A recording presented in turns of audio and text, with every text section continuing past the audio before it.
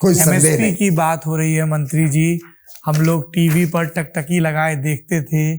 आज किसानों और मंत्रियों के समूह के बीच क्या हुआ? क्या अर्जुन मुंडा, नित्यानंद राय और सबसे वरिष्ठ पीयूष गोयल मुस्कुराते हुए निकलेंगे और समझौते का ऐलान करेंगे या स्टेलमेट रहेगा? अब तक कोई फॉर्मूला नहीं निकला। सरकार का MSP formula, MSP is equal to A2 plus FL। A2 फसल उगाने में जो निवेश हुआ, FL मजूरी लगने में जो पैसा लगा। MS स्वामीनाथन का फॉर्मूला क्या है जो कह रहे हैं MSP is equal to C2 plus 50%। जितना कॉस्ट आई सब तरह की उसका दोगुना और प्लस 50%। इस पे अटकी है बात या नई पेरिशेबल माफ आइटम्स? करिए, आपने स्वामीनाथन रिपोर्ट को एक बार और गौर से देखना चाहिए। बताएं सर। स्वामीनाथन कमीशन को माननीय अटल बिहारी वाजपेयी जी ने बिठाया था और वो एक इकोनॉमिस्ट नहीं थे, साइंटिस्ट थे। उन्होंने अलग अलग चीजों को अपने रिपोर्ट में पेश किया और बहुत ही बढ़िया काम किया, बेहतरीन काम किया।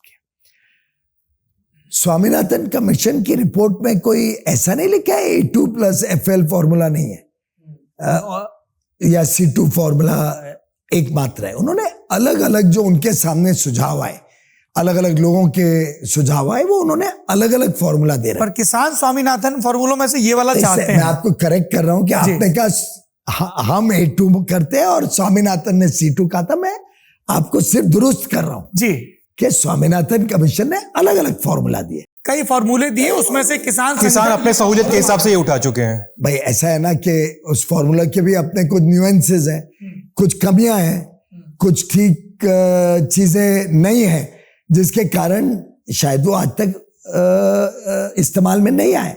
और हमारे समय नहीं, यूपीए की भी तो 10 साल सरकार चली ना, उस समय भी एमएसपी जो हम नहीं निर्धारित करते, एक इंडिपेंडेंट बॉडी है सीएसीपी निर्धारित करती है।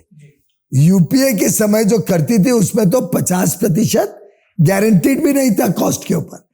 हमने तो उसको गारंटी को लागू किया कि जो स्वामीनाथन कमीशन का फॉर्मूला है उस पर 50% हमने गारंटी किया और लागू किया। और आपकी जानकारी के लिए, जिस दिन यह लागू किया, माननीय MS स्वामीनाथन जी ने टाइम्स ऑफ इंडिया में एक बड़ा एडिटोरियल लिखा है, एडिट पेज पे, और कहा कि मेरे जीवन में मुझे लगता था मैं कभी ये दिन नहीं देखूंगा कि कोई सरकार मेरे सुझावों पे इतने सारे काम करेगी।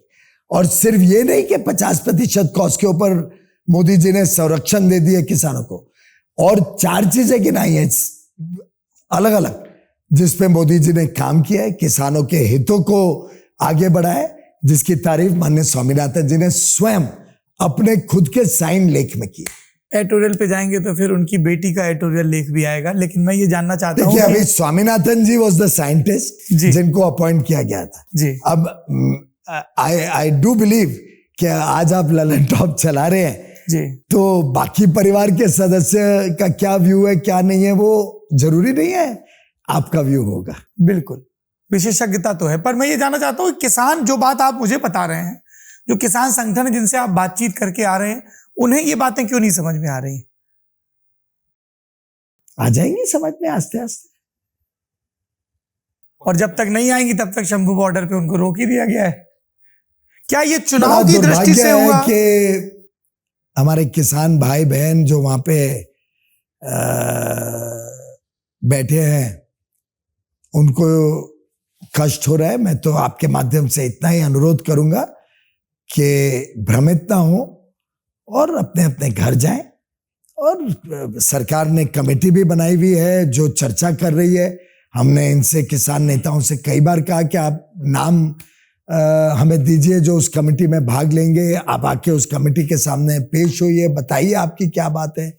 अल्टीमेटली सरकारी निर्णय एक मीटिंग में आमने सामने बैठे नहीं होता है, इसमें सभी के विचार विमर्श करने के बाद हर विषय की गहराई तक जाके प्रैक्टिकल क्या है, इम्प्रैक्टिकल क्या है, देश हित में क्या है, क्या चीज नहीं हो सकती है, क्या हो सकती है, सबको देख के निर्णय लिया जाता है। सरकार ये मानती थी कि कृषि कानून देश हित में हैं, लेकिन इसी तरह के एक आंदोलन के दबाव में उन कानूनों को वापस लेना पड़ा। माननीय प्रधानमंत्री जी ने जो बड़प्पन दिखाया ये भी मैं समझता हूं उल्लेखनीय है और देश के सामने एक मिसाल है कि प्रधानमंत्री जी बहुत ही अच्छे मन से, अच्छे दिल से देश हित में वो कानून लाए थे। लेकिन जब उन्हें लगा कि अब इसकी आम स्वीकृति में कुछ एक वर्ग ऐसा है जो इसको स्वीकार नहीं कर रहे, तो उन्होंने बड़प्पन दिखाया, उसको विड्रॉ भी किया और पब्लिकली ये कहा कि उनको खेद है कि वो सबको समझा नहीं पाए। तो मैं समझता हूं इतना बड़ा दिल, इतना बड़ा मन और इतना ऊंचा व्यक्तित्व मैं भारत की राजनीति में शायद ही ऐसा कोई पैरेलल देख सकता।